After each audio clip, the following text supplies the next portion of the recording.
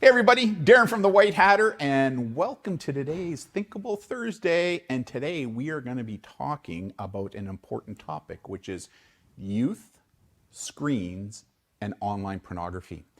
And to do this, I have brought in an expert. I have to say, when I read her book, we'll talk more about her book in a little bit, I couldn't put it down. I've read a lot of books on this topic. I've interviewed a number of experts on this topic as well. But after I read this book, it was like, whoa, it was amazing, right? And so I'm going to introduce everybody to Dr. Jillian Robertson. She's a child psychologist, and what's even better, she's Canadian, eh? In fact, she lives here in Victoria. And the book that I'm talking about, there it is, Kids, Sex, and Screens, Raising Strong, Resilient Children in a Sexualized Digital Age. I downloaded it off of Amazon. The link for it now is on our website under Parents Resources. And let's bring the good doc in. There she is. Good morning, Doc. How are you this morning? Very well. Thank you. Can you share with everybody a little bit about who you are and what your background is? Rather than me kind of saying it, rotely using I'd rather my guests kind of talk about themselves, toot your horn a little bit, because you deserve it, because what you have done. Your book, I can't speak highly enough of it. So go ahead, Doc. Thank you. Well, I am a child psychologist. I work clinically in Victoria in British Columbia, and I write children's books, and I'm an associate professor of educational psychology at the University of Victoria. And you have really you specialize in youth, but you've kind of really, I find with your book, are kind of really starting to drill down a little bit more on this whole issue of online pornography in our youth. So your clients who you bring in, are you seeing an increase in some of the challenges associated within the cohort that you're now looking at as a psychologist? Oh, yeah. Yeah. Like a significant amount. And so it's been an interesting journey for me to move into this space. And I'd be happy to share that with you. Yeah, I've got some questions that I think we'll drill down on there. But again, you can probably tell I'm just excited that I found you as a resource. And like I said, you're here in Victoria, and I never even knew about you. You're homegrown here. So how about if we get into some of the questions that I think we'll kind of be able to drill down a little bit deeper. So the first question I have for you, here it is what was the catalyst for writing your book, Kids, Sex, and Screens, Raising Strong, Resilient Kids in the Sexualized Digital Age? So let's hear some of your thoughts there. Well, the story is a long one. That's okay. I did a PhD, master's, and then a PhD, starting at the University of Toronto and finishing at the University of Calgary. And I looked, and that was in the mid-90s, and I looked at pediatric HIV infection. So if you remember before COVID and going back years, maybe young families don't remember this, but HIV was a huge concern and scare, and a member of my family died of AIDS. So I was very interested in understanding how we understand HIV, which is a sexually transmitted disease, within pediatrics. So I wrote a dissertation on school children with HIV. I did a postdoc on how do you tell a child that they have HIV or that their parent has HIV. And that began a long history in having and teaching others how to have difficult conversations with their children. So then fast forward a bit, I become a professor, and in fact, from 2007 to 2012, I was the Associate Dean of the Faculty of Education at UVic. And one of my jobs was to lead the IT within the faculty. And I'm not a tech person, but I did my best. And if you recall, that is right in the middle of when iPads came into the world. So up until that point, I was, recommending things like parental controls and having your computer in the kitchen, so that it's possible, or it was possible, to keep an eye control on what your children were seeing. But then computers began to fit in your back pocket, and there was Wi-Fi everywhere.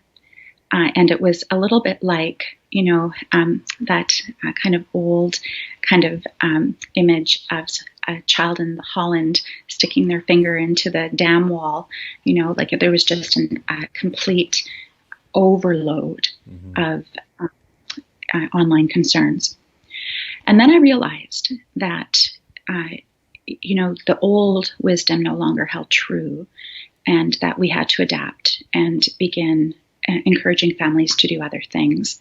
And one of my ideas was that we need to have conversations with children prior to letting them go online, and that we needed to have an agreement with children at that point where they received their first device, so that they developed healthy online habits right from the beginning.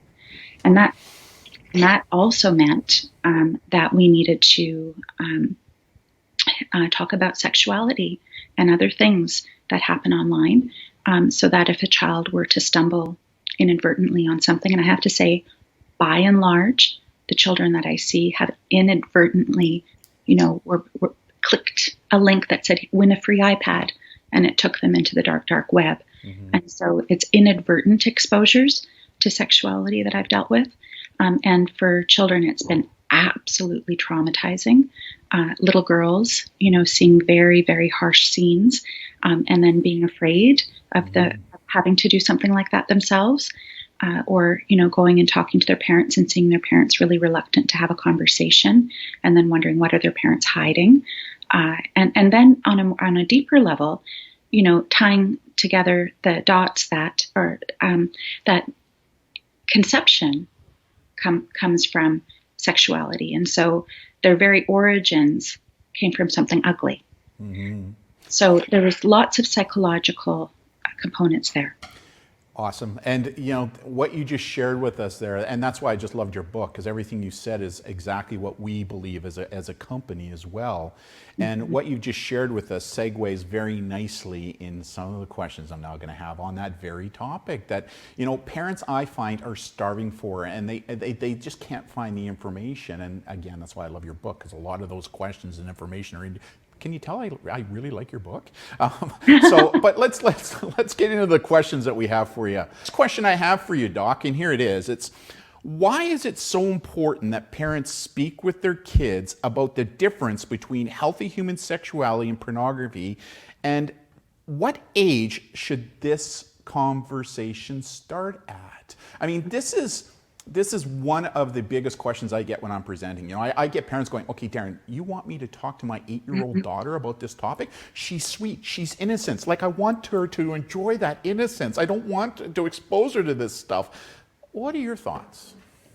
Well, if you don't, someone else is going to do it for you. And you've then lost the opportunity to not only establish yourself as the go-to person in your child's life, but then also to frame that conversation in a way that reinforces your own family's values. So if you don't take the bull by the horns, you lose that opportunity. And that will create a different kind of dynamic within the parent-child relationship. So we're going to talk a little bit later about the talk and the other talk and what you mean by that. But so is what I'm hearing you say right now is that not only do we need to have the biological talk with our kids about, body, right? Body sovereignty, proper names of body and anatomy, but also about sexuality associated with that? Yes. Really? Why? Well, I don't see the talk as being a one-time event anymore. So early on in my career, we would talk about having the talk at about age 9 prior to puberty, to prepare the child for the changes that were going to occur in their body and for them not to be afraid of it. But what we've now realized is that every child, and some way more than others, have already been exposed by the time they go to school with a lot of inappropriate information. And that could come from a TV show, a music video, something online, but we know that it happens. And so if you don't have the conversation with your child, what that means is that on the playground or at a sleepover, they're going to hear about things from other children. And so you need to make sure that you give your child kind of like an armor, like a Teflon coating, so that when they're in those situations, they know what is being discussed, and they'll come home and tell you about it. Yeah. And then you have the ability to shape that knowledge and that understanding. But Doc, the parents say, but I'm going to ruin my child's innocence. Like they're sweet, they're innocent. I'm going to ruin his or her innocence. Like, really, we need to do this? And I say to them, like it or not, the internet has changed the equation, because hypersexualization that is taking place in all forms of media. I mean, you walk into a mall, you walk by La Senza, Exactly. and boof, right? It's right in front of you, right? And so,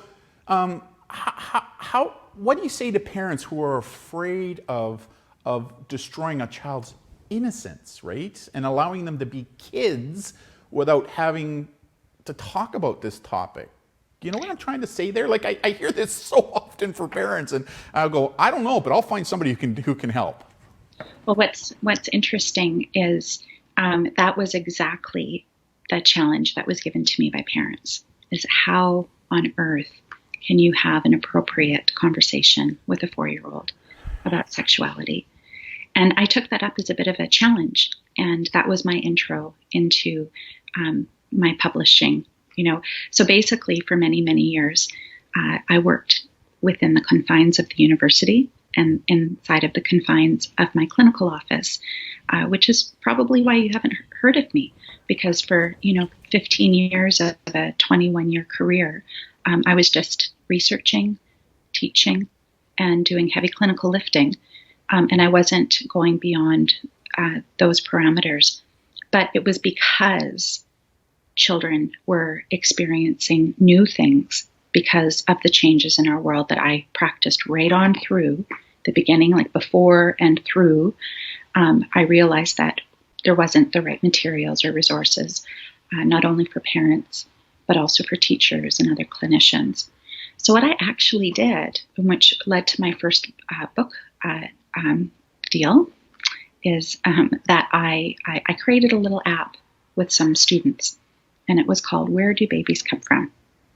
And I published it in English and in standard Chinese. So that's what we call the characters. So Yes. it's readable for all different dialects of Chinese.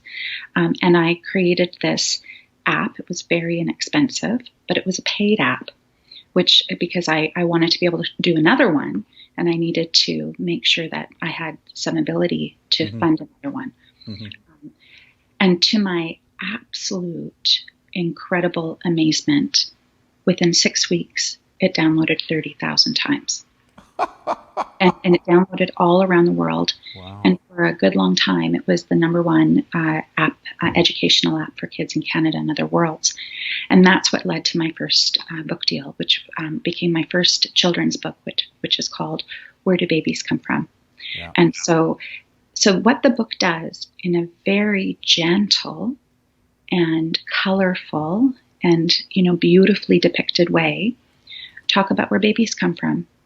And talks about what is correct and what's not correct. Like, we don't come from storks, right? And so, and the book, and that was the second thing. This book came out in October, was published in October. It had lots of sort of imagery of pumpkin patches and things. It's orange, the book. Mm-hmm. And by January, by the first week of January, it had sold out and needed to reprinting. So that's 5,000 copies of a $20 book that sold within, a couple of months. So what that ended up doing is led to a book series called Just Enough. Yes. And the idea of Just Enough was that just enough, you need to give children just enough information for it to make sense and protect them, but not the same amount of information that you would give an older child. And I think that I was well suited to navigate that. Mm-hmm. I work with children and have for many, many years. And what a child is asking or what information they're looking for, you have to look at that from their lens, from their perspective, and not kind of apply adult expectations onto that conversation. Your books and your series of books, we're putting them on our resource page. I mean, it's just fantastic. And what I love about the book that I read was we'll talk about the Compass approach that you had. Yes. It really talks to parents on strategies on how to do this. Like, we've always been big believers that when it comes to kids, it's about enlightening and not frightening. There's a difference between the two.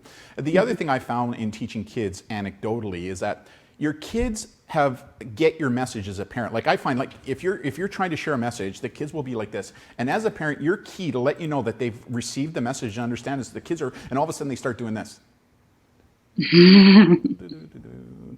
To me, that was my tell to say, okay, the child has received my message. It's now time to move on to something else. But what I love about your work is that it approaches it from an enlightening and not frightening way. You know, to us adults, talking about this topic can be very frightening.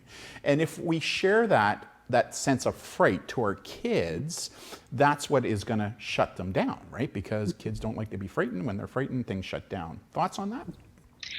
Well, yeah, and there's a whole different perspective. I've had mothers come in and sob in my office because they checked like the history of what their child had been looking at, and it was pornography, and that mother had never in her entire life seen pornography. Yeah. So she was just aghast not only at the pornography, but that her child had seen it. And so there is a significant generation gap. And I think we need to realize that this generation of parents, for the most part, not all, but this generation of parents grew up their childhood and their teen years without the same kind of technology. Yes. And so they're having to parent their children through challenges that they did not live through themselves. And so they don't have anything to go by, and they don't have, it's like a generation gap that's pretty significant. And so helping, and what was interesting too is during this time, my first child was born in 2000, my second child was born in 2003, and my little boy was born in 2012. Mm-hmm. So I've also parented through this journey alongside of parents.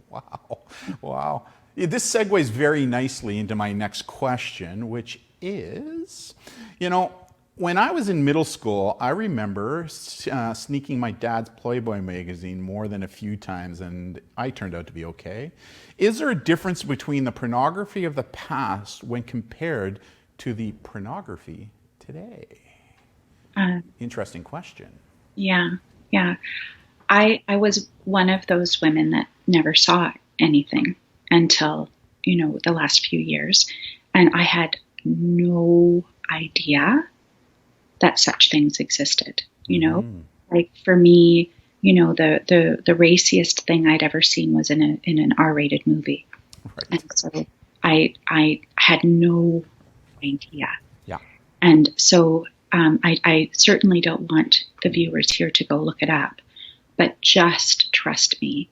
It's a huge difference between what you might see in Playboy, which is bodies, naked bodies, and what you're going to see in a hardcore pornographic video.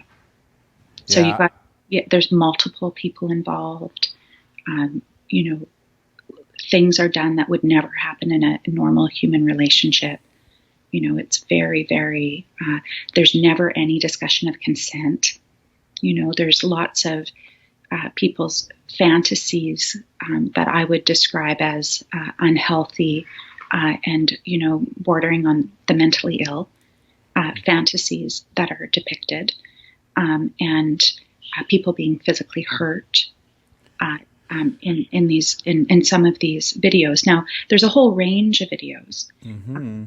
But, if a child is first learning about sexuality from looking at some of those types of pornographic videos, it would shock and traumatize, which is what I've seen. And it's true. At least this is what I've heard from teens, because I so believe in having teens guide us on this topic as well. Because sometimes we adults think that we know best. Well, not necessarily so. Sometimes kids, teens, youth also have some perspective through their lenses on this. And, I've had teens say to me, one of the reasons I searched it out online was because my mom and dad wouldn't talk about it, and I had no idea. So I went to the internet to find out about it. And of course, the porn industry knows that.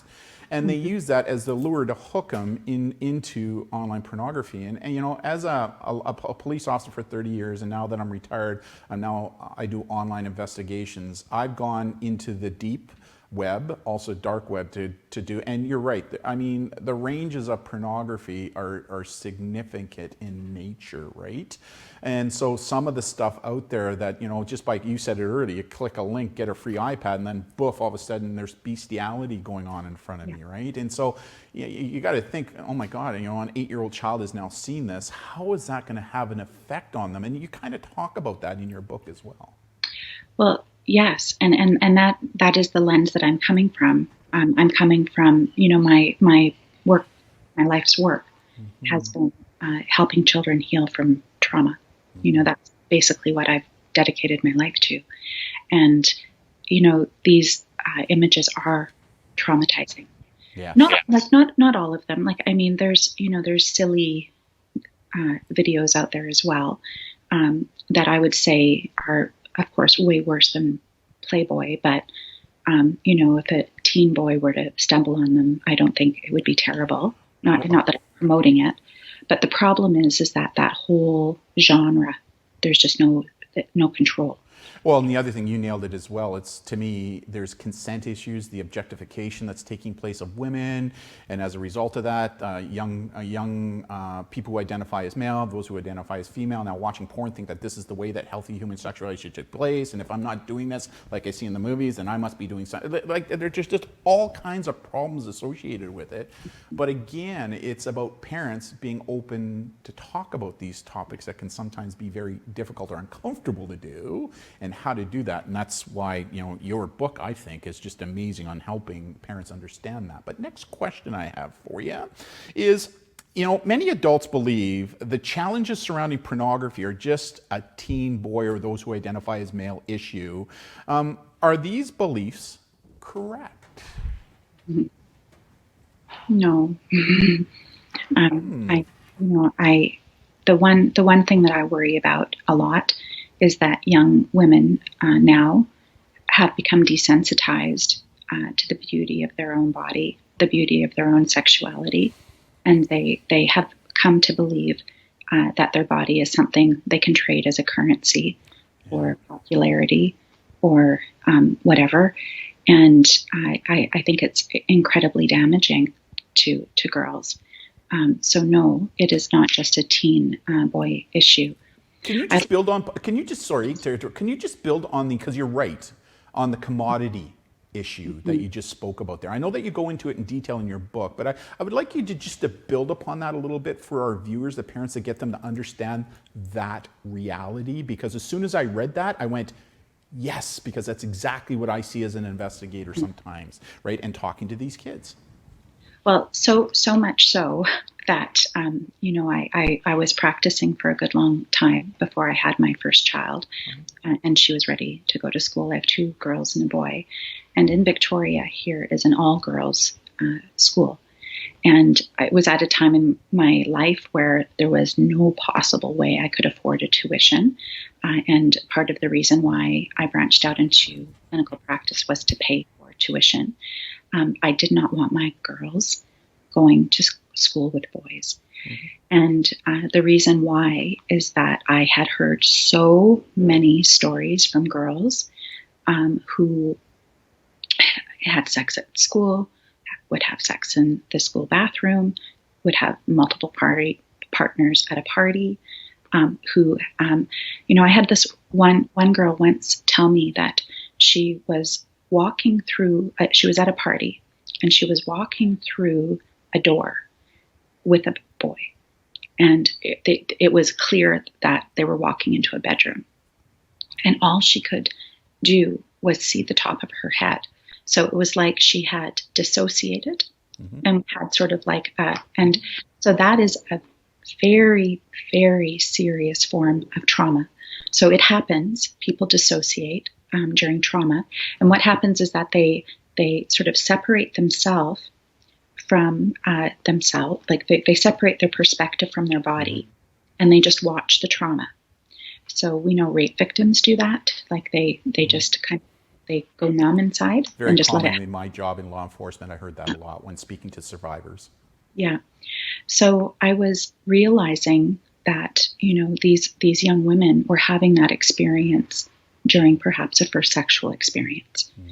And how awful that your first experience is not within a loving relationship where your voice matters, where you can talk about what you want and what you don't want and what feels good and what doesn't feel good, and what kind of security you need within that relationship to feel like you can reveal yourself in that level of intimacy.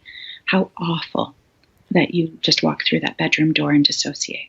Yeah, I was at a high school here in British Columbia where at the end of the presentation, a number of youth came up and said, yeah, Darren, there's this place in the school, we call it the petting zoo. Yeah. I said, what? What's that? It's just a place where us kids will go to have sex with one another. I said, are you kidding me? And she said, no. I said, do the teachers know about this? And they said, some do, but they kind of just turn a blind eye to it. It's like, what? Like the petting zoo is what they called it, right? And it's just, again, this whole commodification, especially with those who identify as female on this issue, is one that you talk about in your book. And that one really stood out for me, right, when I read that, because I went, you just answered a question that had been, ever since I heard the petting zoo story, that kind of gave me some clarity on that issue. So for that, I thank you. Next question I have for you is, I love the difference you made between the talk and the other talk. Can you share with our audience what the difference is and why this is so important from a parenting perspective? And I would add, some nuance too to both of those talks. So that talk, of course, is the birds and the bees, which is a basic conversation about where babies come from, which then explains intercourse, and would probably also include a conversation about puberty and how your body is going to change, and how you maintain proper hygiene. So that is what I would say is the traditional talk. In past generations, if it happened at all, I think, it's interesting because I've been with groups of women and I've just asked, how many of you had the talk? And not always do half the hands come up, sometimes even less than that. Yeah. Grown women that never had a conversation with their parents. And so I think in the past, if it happened at all, it would be at age 9. And it would be a one-time thing. Yeah. And that was it. And maybe a book was passed, and that was it. What I think is different from the talk and the other talk is a deeper conversation about sexuality, how it is depicted online, the difference between normal, human sexuality that is safe and nourishing and, safe and beautiful and from which life can form, and very, very, very dark, violent depictions of pornography and the shades in between. And more than that conversation needs to include some conversation about luring and how people will use the internet as a way of sexually abusing and luring children. And I would say just progressively desensitizing kids to what is acceptable. And further to that is, what happens if you and I've had this happen many times too, I'm afraid, but a young girl, maybe having her first beer, first couple of beers, having her first sexual experience, and maybe it was enjoyable, but it was filmed and then spread out on social media and passed around. Yep. And I've had so many examples of that in my career. So we've got the talk, but now we have the talk plus, right, which includes dimensions of sexuality in the 21st century. Yeah, I think a part of that as well is the issue of consent, right? And body sovereignty, and understanding that no is a complete sentence. There is no room for negotiation, right? Is that a part of what it is you're talking about, the other talk? Yes. And I don't know if you've ever seen the teacup video. Yes, I have. Yeah, and I love that, and I show that all the time because I think it does a very good job of explaining that. Yeah. And so the one thing that I want families to know is that these should not be a one-time event. You should start having conversations with your child early on, adjust enough, age-appropriate conversation, and then as your child grows up, little by little, further that conversation into these other areas, to the point where sexuality becomes something that is okay and healthy to talk about. And I've done this. I can say it's possible. And I've helped other families do this. And what then ends up happening is that you've got a teen girl who will go ask her mom. And I just recently had a beautiful example of this. A teen girl went off to university, fell in love, and had her first sexual experience. And she came back and told her mom about it and asked questions and, human sexuality, human male sexuality questions. And I just thought, how beautiful that mom could help her daughter in that way. So in my family, I come from a long line of midwives. So my grandma was a midwife in homesteading days and would, go help mothers childbirth and take care of their babies. And there's a kind of female wisdom that I think exists that we have lost and we aren't sharing with our young women. Yeah, I call it compounding, right? Like in all areas when it comes to literacy, right? Be it human sexuality, be it digital, whatever it is, just because of the way the kids' brains work, that prefrontal cortex, I think just having the one talk is not good enough. You need to compound it over time, age appropriate, to create that two-way communication, right? Which is so important, which brings me to my next question, which is, how to approach this topic with your kids is often a question I get asked by parents, and you developed a model that you can have that you call the Parental Compass. Can you share with our viewers what that is? I actually thought it was brilliant, right? Though how you came up with this concept of the Parental Compass, right? Because I talk about a moral compass in some of the other training that I do, and so when I read your book and saw how you used that, I just thought that's brilliant. So let's share with our viewers what that is. Sure. So I realized that the world was changing so fast, and there's this term, I think it comes from law enforcement, if I'm not mistaken, VUCA, which is it like a situation that is volatile. If I'm getting it right, it's OODA, OODA. Yeah. Yeah. And so I began to think of our world like that. Yeah. It's volatile, it's ambiguous, it's chaotic, and what was the right thing to do yesterday, or the right situation to approach a situation yesterday, might not be the right way to approach the situation tomorrow.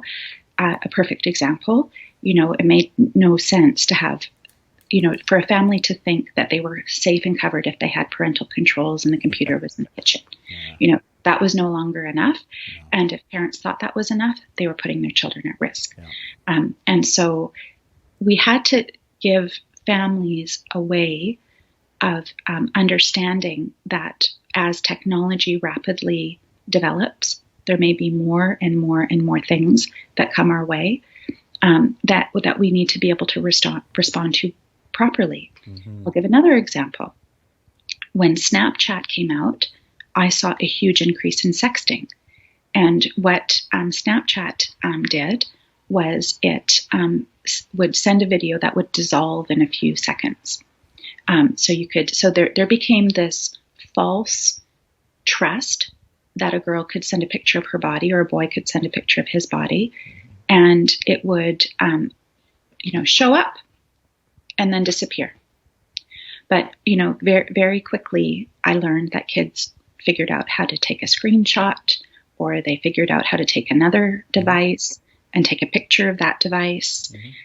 Kids figured out ways around it. With parental controls, I had families that, let's say, had parental controls on a particular web search, like a Firefox. They'd put in parental controls. And then I had kids that were savvy enough to download Chrome, watch what they want to watch, and then delete it from the computer. Right? Well, most parental controls don't monitor Snapchat, right? So, right. I mean, that's just that's a reality. And staying current is one of the most important things we do as a company for parents, is because we have thousands of teens that follow us, and so as a result of that, they're constantly interacting with us, keeping us updated. Because one of the things I say to parents is, what's popular today may not be 2 weeks, 2 months, 2 years from now. Things are constantly changing, so that we as adults need to do that. Now, just for your interest, I mean, we've now helped well over 200 teens who've connected with us because they were considering self-harm or suicide as an option. About a third of that is because of sexting gone wrong issues. About a third of those, right? And I would say of those third, the vast majority, from a percentage standpoint, I would say about 85% were those who identify as female. The other 15% were those who are identified as male. What I find with teen boys is that they're more likely to become victims of predatory online catfishing, sedation, where these individuals, the whole purpose is to get the young boy to do a sexual act in front of their webcam so that they can capture it and then now use that to extort the young person, or what we call sextortion online. Yes. Right. And so parents need to know this, right? I mean, we dedicate a whole webinar on the specific issue of online predation and exploitation, right? Like I share with parents, how do these individuals operate? What are the lures? Because I believe we got to get away from teaching stranger danger. Stranger danger doesn't work. And the reality is, when it comes to sexual exploitation, a lot of times the survivor knows, loves, or trusts the person. And the predator online understands that. So if, as the predator, I can remove the stranger stigma, I now become a safe person to that young child. So one of the ways they do that is by luring and grooming. Right? And so that's why what I try to get across to parents is, let's stop teaching stranger danger and let's start teaching situational danger, the lures, the grooms. Why? Because now it doesn't matter if it's somebody who the child doesn't know, stranger, or somebody who the child does know, Uncle Bob. Then they understand that what that person is doing is wrong and therefore is more likely to react accordingly. It's what I call stimulus response training. The stimulus is the lure, the groom. The response is what we want the child to do, no matter if it's used by somebody who the child knows or doesn't know. Thoughts? Well, I just occurred to me that you and I were drawn into this topic in very similar ways for similar reasons. You were coming at it from a law enforcement perspective because you saw what was happening in our world and you wanted to protect people. I am at the end of that line, right? After that rape victim gives her testimony, after that happens, she comes to me. She's in my office. And I'm working with her, revisiting, going over and over and over things to process them healthfully, so that she can recover from that trauma and move on. So I'm the person in some ways that helps to pick up the pieces. And I completely 100% agree with you. And I came from this place, having been working within my four walls, where I couldn't live with myself if I didn't share with the greater world what I was seeing. And, what happens within a therapy session is private, it's confidential, similar to, a confessional. And you don't see priests out there talking about what they've heard, Yeah. and you don't hear psychologists out there talking about what they've heard, because there's such important confidentiality around it. So I had to come up with a way to share what I was hearing that would be, ethical and proper. Yeah. But I felt like I had an ethical responsibility to speak out because things weren't being taught properly. I'll give you one example. Yeah, no. I learned of a school where the children were having sexual intercourse in this teacher's bathroom. Yeah. And that was known, like the petting zoo, it was known. And the school's response was to put an outside lock on the door. Yeah. So the teachers got the key, and they could only go to the washroom if they could unlock it to get in and then lock it. Right. But that was the whole response. And I thought, my goodness, you're missing the point. Not that I disagree with the lock. I think that's a good idea. But what you need to do is you need to have a conversation with these young people. Yeah, it's not about the lock. It's about the talk. Yes. Right?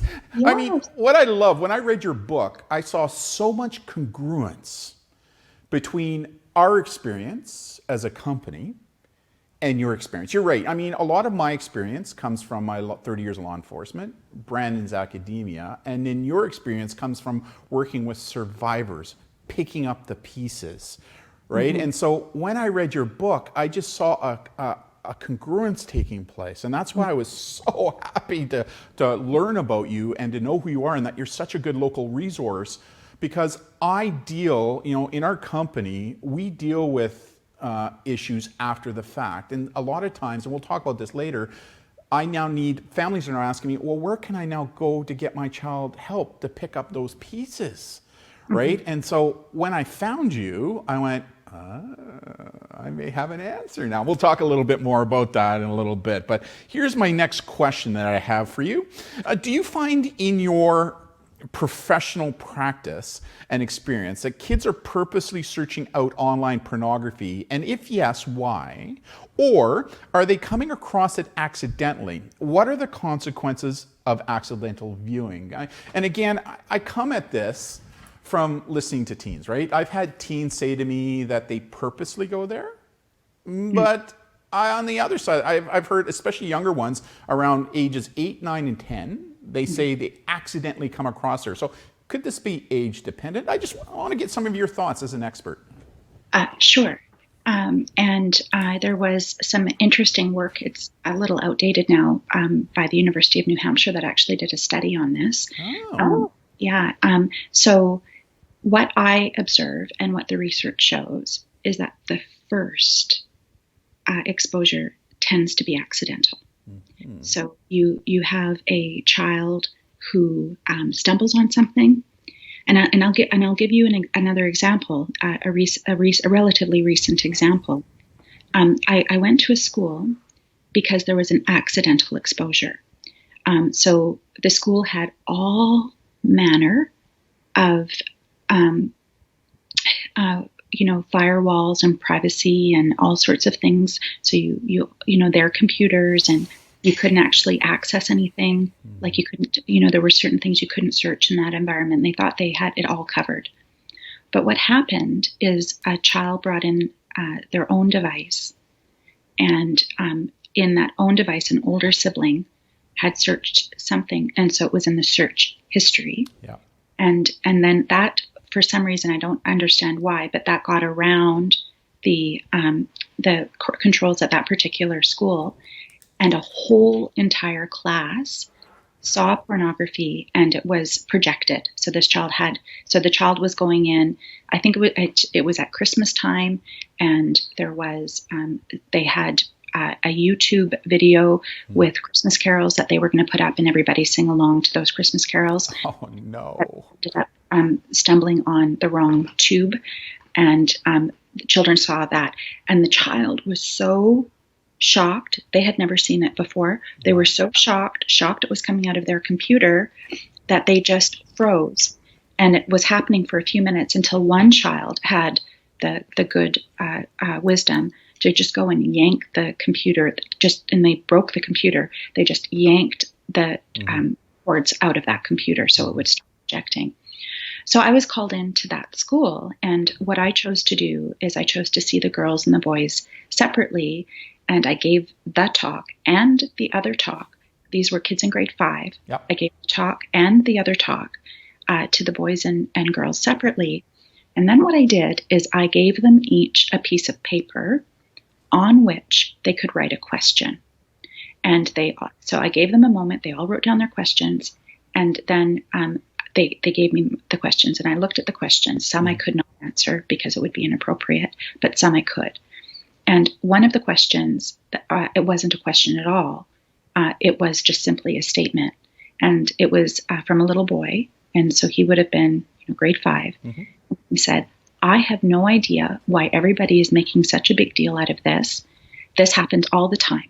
When I watch video games, sometimes it's streaming it on the corners. When I watch my older brother download something illegally, it's streaming in the corners. I've seen this stuff for years." And I just thought, oh my gosh, that's our new reality. Yeah. And so at the end, I just, shuffled them all into a deck, these little cards, and I gave them to the principal. Yeah. This is what your children are watching. Yeah. And so the first tends to be accidental. And then what I tend to see, and what we know happens in trauma work, is that when you see something or experience something that is so unlike anything else that has ever occurred to you, what happens is children try to replay it. And so if a child has been in a car accident, you might see them in their play box making little cars crash into each other over and over and over again. A child has been sexually abused, you will see them, recreating that with their Barbies. Mm-hmm. So it's something, and what is happening inside of that child is they're trying to make sense of what they saw.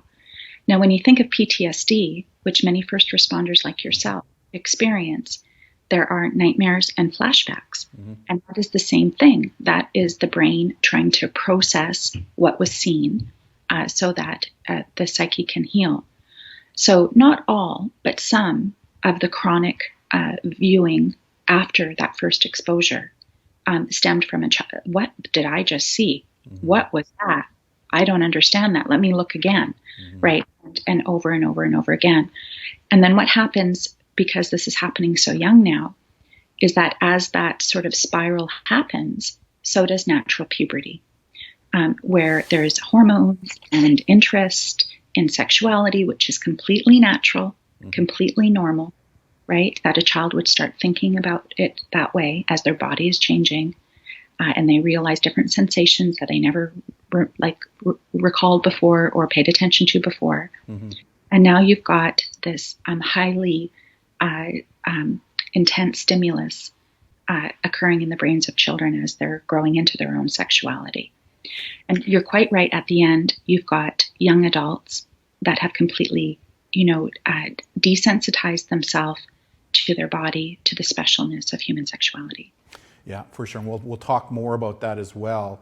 One of the things I want to share with you is that, a lot of schools are putting in all these firewalls and software, but there is nothing out there, trust me, because we specialize in this area, that can 100% filter out all pornography. And the porn industry is getting pretty good at figuring out how to bypass that. But the kids are bypassing at the schools using what's called a VPN, a virtual privacy network, because the VPN allows them to bypass the school's filters, which now allows them to go anywhere and do whatever it is that they're doing. So that's probably what happened in that case, was that there was a VPN on that computer that the child did not know about. So of course, when they connected to the internet, immediately connected with the video, and boof, there it is. So, but next question, because it kind of segued really nicely into my next question, which is, can kids become addicted to pornography?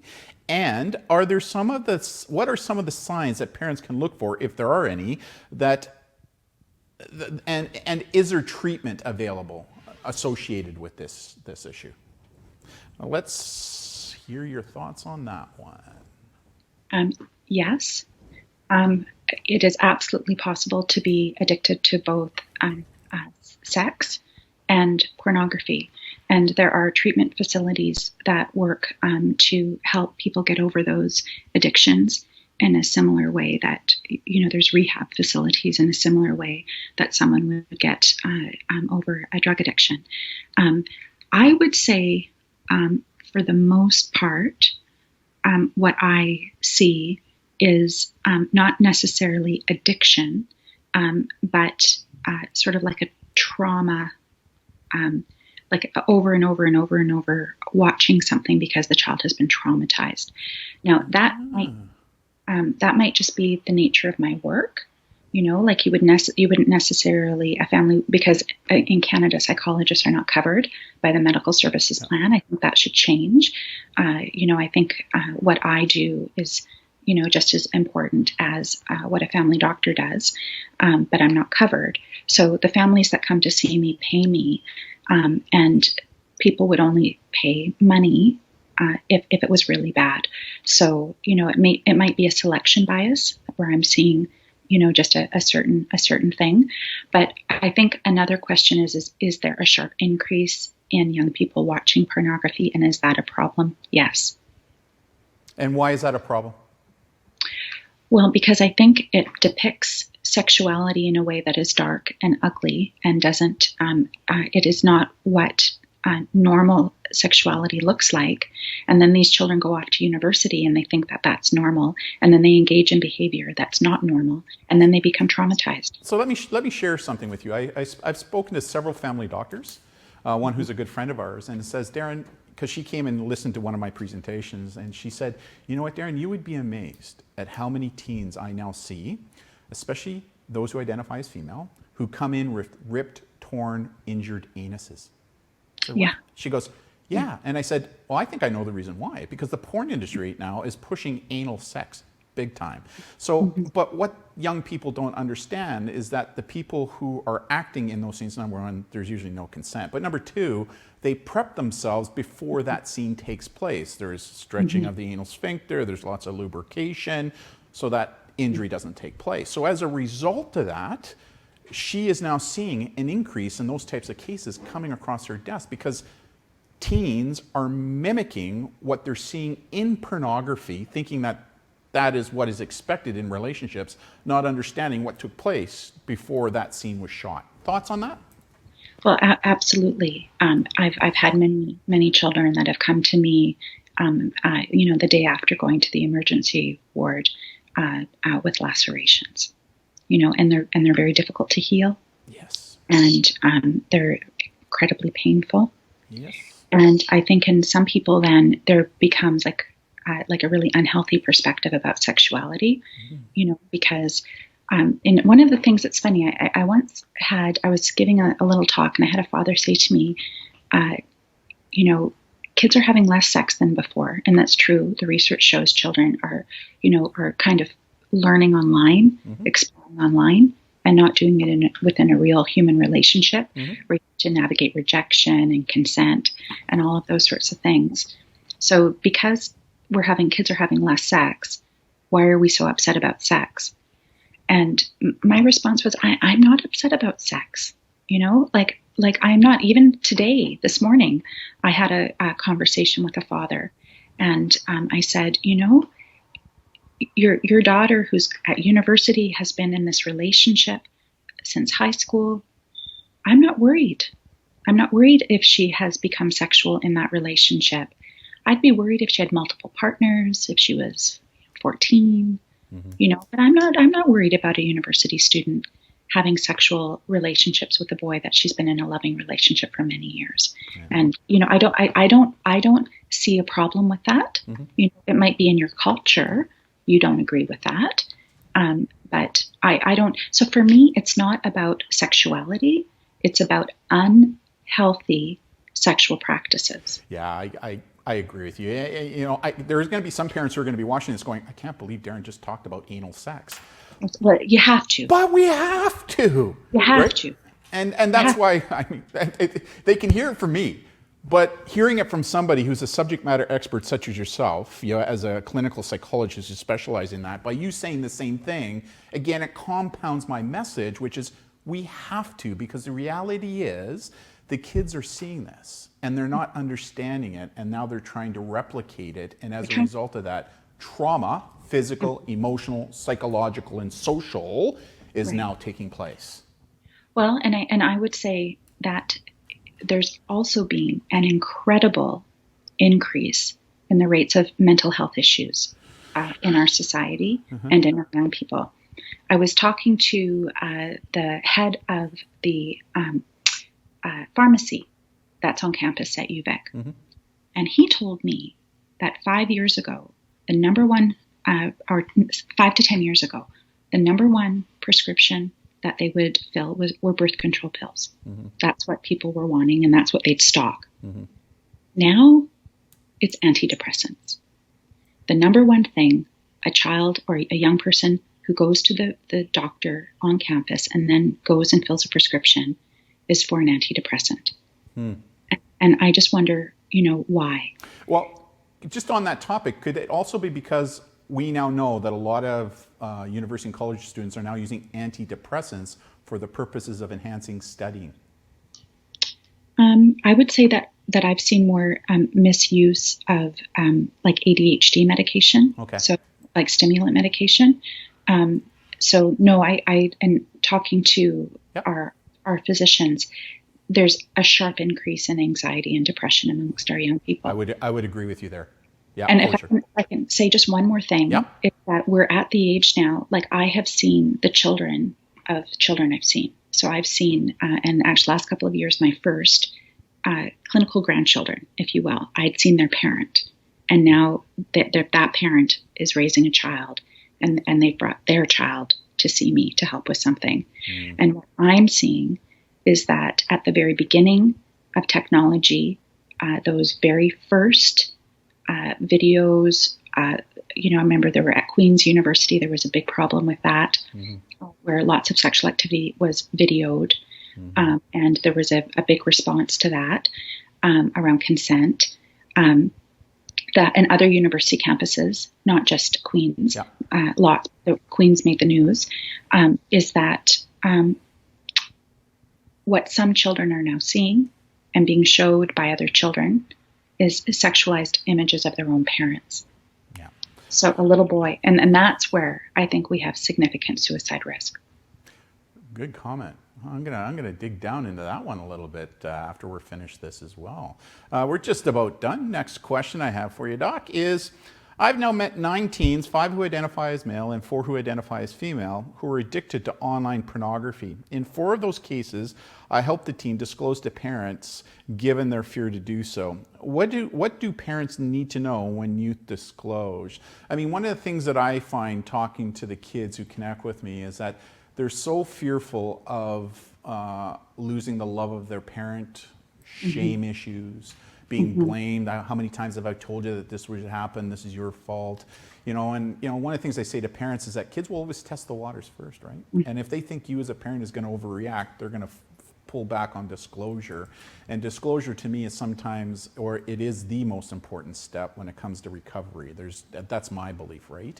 And so one of the things that I can do with the kids is I help to break the ice. So a good example, I helped a teen just the other day, fell into a sextortion case, 16 years old. And it was a sextortion by an online predator looking for money, right? And so he was afraid to tell his parents.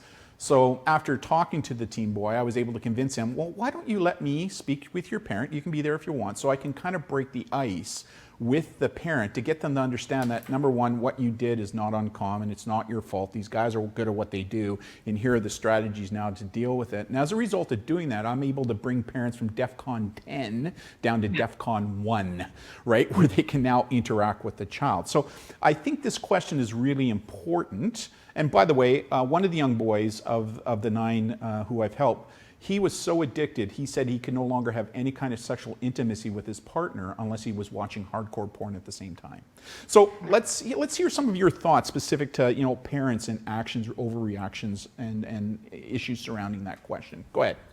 Well, and it comes back to my parental compass, to be honest. And so the parental compass was designed not to have a list of right or wrongs, but have different values that you train yourself, such as staying current, starting early.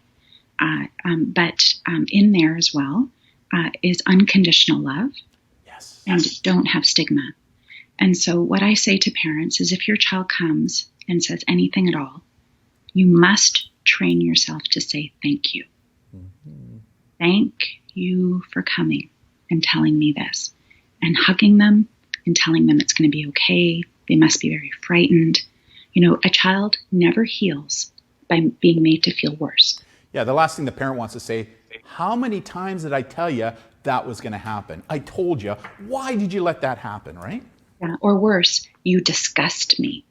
What I saw was disgusting. You disgust me. Wow. And that's, and the harm that goes to that child is immeasurable. And yes, maybe that's what was said to that parent. Maybe their parent said that to them, and they're just passing the trauma baton along. But what must be said is thank you. I'm so glad that you told me, and hug them. And if you don't know what to say next, you don't have to say anything. You can just say, you know what? I need to wrap my mind around how to have this conversation. Great comment. Let's sit down with a cup of tea in about an hour, Great comment. Right? Yeah. But just, assure the child from that moment on that, it's going to be not the conversation that they would have had. And I've sat down with parent after parent after parent with that kind of advice, and parents say to me, I would never have thought to respond that way. I would not have responded that way. That wouldn't have been my go-to response. Yeah, and that's the number one thing I hear from the youth, right? They're so afraid to come forward to their parents for those reasons. You know what another reason is? One of their biggest fears too is that one of the first things that parents will do to fix the problems is to take technology away from the kid, right? Yeah. And what parents don't understand is that technology to this generation is like a third appendage. It's like lopping off an arm. And so one of the things I say to parents is that taking away technology may not be the best medicine here, right? I'm not saying that there aren't cases where it should happen in extreme cases, especially when it comes to exploitation and that kind of stuff. Mm-hmm. But I think taking away technology could be the worst thing you're going to do, because what happens next time the child gets themselves into trouble? Do you think they're going to come and talk to you? No. Why? Because they're going to be afraid you're going to take away their technology, which is the way that this generation stays connected. Yeah, and I completely 100% agree with that. And I've seen that over and over and over again. The Instagram or, whatever is the new playground. Yeah. It's where kids make, connections with other kids. They make their plans. It's done this way. And so I don't know if you remember growing up. In my home growing up, I have 5 siblings. We fought over who could go on the phone. The party line. Then my parents put in a second phone line, right? And then we were all arguing over the second phone, right? Because why? Because we wanted to be connected to our friends, and developmentally, that's appropriate at this age. Yes. That you leave the nest and you start to make your own social connections. Yes. And if you take away the phone, you take away the child's ability to do that. Yes. And you've got kids that feel very lonely and out of the group and isolated. Because especially during COVID. Right. Right, where we're physically distancing but trying to stay connected socially using technology. Right. So it's not appropriate to take away the device, right? I don't, and I would agree with you, it would be very, very remote situations where I would think that was appropriate. Yeah. What I've seen when parents do that is the child finds a device somewhere else. They do. A friend gives them an old phone. So many people have old phones and tablets and things. The kids call it a burner phone, by the way. That's what the kids will call it, right? They call it a burner phone. And many of these phones don't need a phone number. Nope. They just access Wi-Fi. On internet. Right. Right. So if your home has internet, if the mall has internet, if the restaurant has internet, they can get it that way. And so what actually ends up happening is that you haven't taken away anything from the child, but the child has reverted to being sneaky. Yes, absolutely. And with respect to technology, one of the things we say is that when it comes to on-life education, It's all about parental participation, parental communication, and parental overwatch. Yes. Right? Overwatch is it's a three-footed stool, right? And so, but the biggest two are the parental communication and participation. Those are the two. But too many parents depend upon parental overwatch using hardware and software. Right. And you can't do that. It is a part of the equation. But even then, one of the things I say is that at younger ages, kids have no right to privacy from us as adults until such time as they can prove to us they're being good digital citizens. Once they prove that, then I tell parents, take off all parental control and monitoring, because the child has earned that right. But it's like a graduated licensing, right? When you first learn to get a car, there's supervision that takes place. And as you graduate, eventually that supervision is taken away and you allow the youth to spread their wings and fly, right? And the same thing with technology, right? But I find that too many parents are trying to find a technology fix to this specific issue that we're talking about today, when really the fix is inside, right? It is the parental participation and communication. Thoughts on that? I just completely agree with you. And That's three times you've agreed with me. Come on! do you know what? It's like you and I are looking at the same issue, and a real life issue. In real time, we're looking at this issue, but from different vantage points. Yeah. But it's the same issue we're both looking at. Yeah. So it's like evidence-based. We're both evidence-based. We're both being moved by the evidence that we're seeing. And so I think absolutely. I've written a couple of children's books as well as the Kid, Sex, and Screen. And in the child's book on the internet, I recommend what happens at the time you get your first phone. When you get your first device, you need to do a couple of things. You need to make a social media plan. And a social media plan isn't just about what platforms you're allowed to be on. It's how you act on that platform. Yep. So, for example, if you don't post embarrassing photos of your friends, and you don't like or share an embarrassing photo that someone else took of someone, because you're engaging in bullying. That's bullying at that point, right? So integrity is doing the right thing when no one else is watching. You got and it. So whether it's in real life or online, it matters if you put something nasty out there online. It's not good. It's not.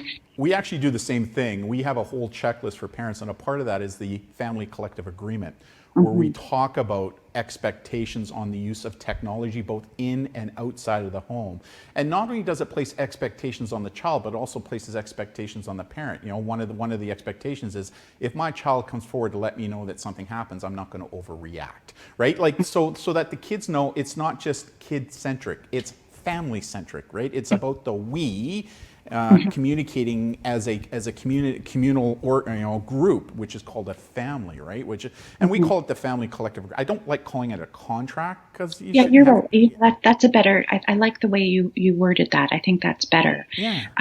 But I think at that first, and I had lots of friends kind of chide me because I gave phones to my daughters when they first began taking a public bus. Mm-hmm.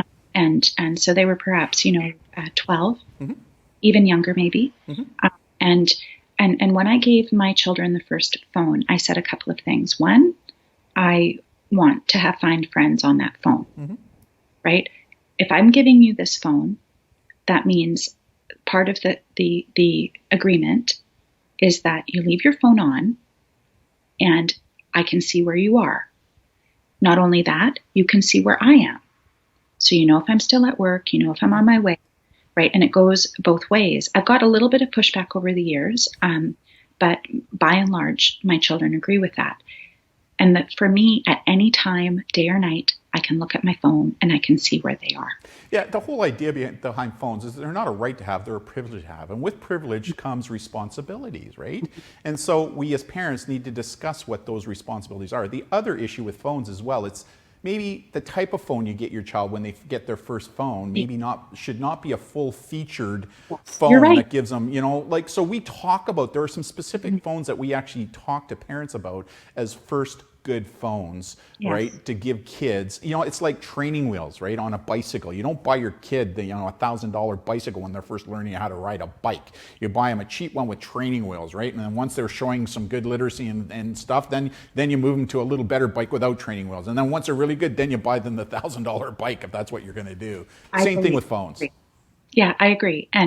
But what's nice about a phone and having your child have a phone is, as a busy working mom, they could always call me. Yep.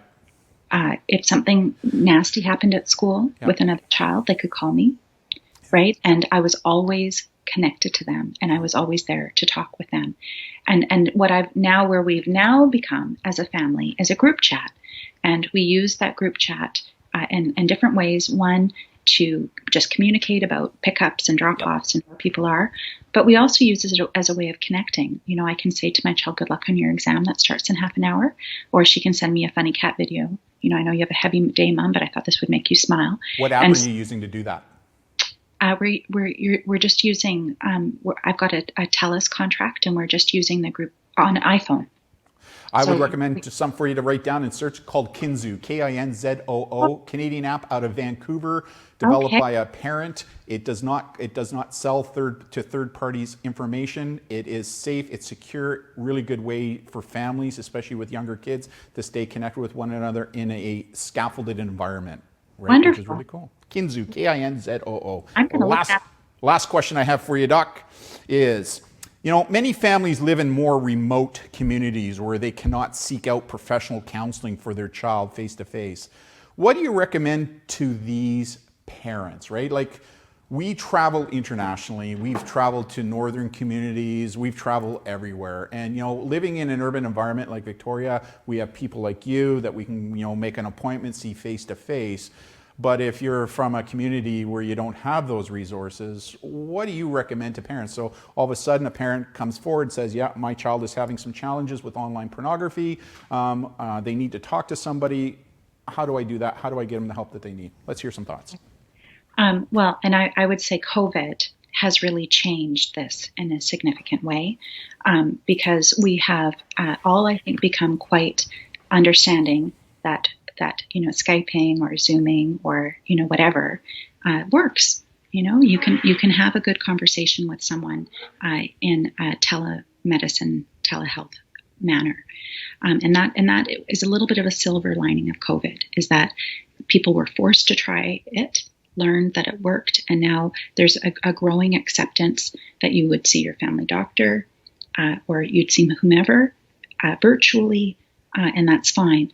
I'm connected to, helped found FamilySparks.com, and FamilySparks is where my courses are that talk about sexuality and anxiety and depression and that sort of thing.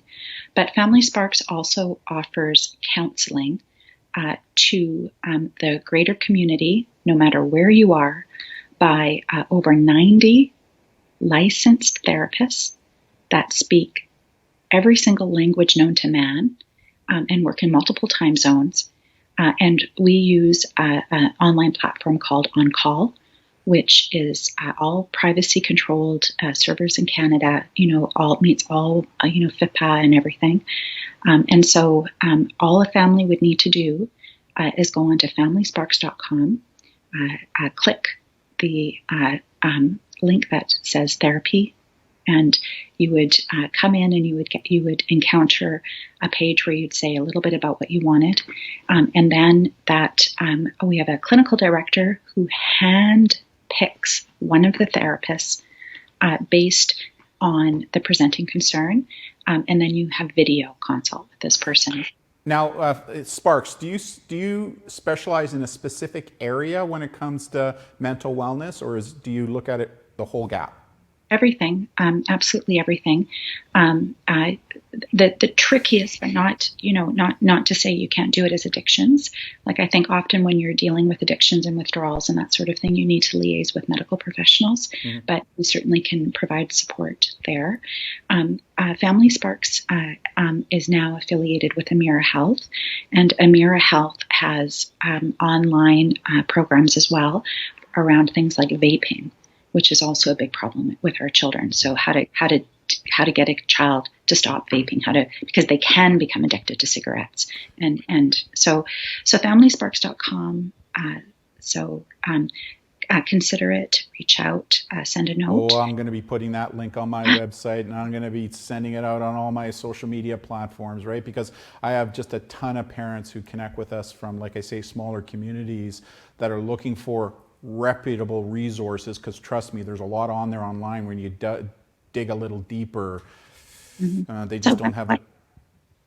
Sorry, one last thing I wanted to mention is that FamilySparks is an authorized intern and practicum site for both the University of Victoria and City University of Seattle that has a location. And so if a family doesn't have resources or many resources and they don't mind working with a supervised but highly trained therapist in training, we've even offered therapy for free.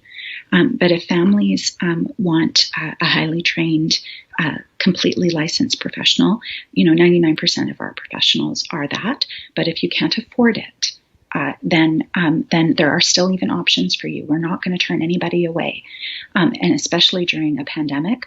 And then also FamilySparks has an EAP program, which is designed for companies that have an EAP. We can be your EAP provider through your company's For those people who don't know, what's EAP? Employee Assistance Program. So larger companies who have health programs can choose who their EAP provider is. They can work with their broker, they can work with us individually, and we would provide a program to the company that then becomes a business expense for the company, but then any employee and their family can come to FamilySparks for free. In closing, do you have anything else in closing that you'd like to share with our audience on this topic that we talked about today? Well, it's interesting. You reached out to me because you had read my book, but just in this conversation, there is tremendous wisdom from your vantage point. Everything that you have said, I feel like you're a kindred spirit. We're both looking at the same thing and drawing the same conclusion. And I think much of that conclusion is wisdom, right? So, there's one thing to be highly educated, and another thing to have a high degree of experience, and then to put all of that together and have a lens of wisdom, I think is incredibly important. And I would say that I'm going to now look up everything that you do and recommend it to the families that I see, because there's a tremendous amount of wisdom there. And where I can help with picking up the pieces after trauma, I think you can help with structuring on the front end what needs to happen to keep kids safe. And so I tip my head to you in respect and gratitude for what you're doing for our families as well. Doc, if you can, thank you very much. If you can just hold tight, I just want to give a closing, and then I want to talk to you offline here just to debrief a little bit. So in closing, thank you very much. In closing, wow. Like I said, I was so impressed when I read Dr. Roberts' book, and you can find it on our website. Go to resources, go under parents, click on the parents, and you'll see under books, you'll find it there. We're also going to be adding all her other books and her courses that she offers specific to this topic. I'm just simply amazed at what it is that she's doing right now, and I'm so happy that I found her thanks to one of our followers who connected me with her, and she was local here as well, to have such a great resource. So on behalf of myself, I'm Darren, and Brandon, who's working behind the scenes in the control booth right now. I want to thank you all for coming or for attending today's Thinkable Thursday, and we look forward to the next event. So from Darren, Brandon, and the rest of the White Hatter team, have a great day, everybody. Bye.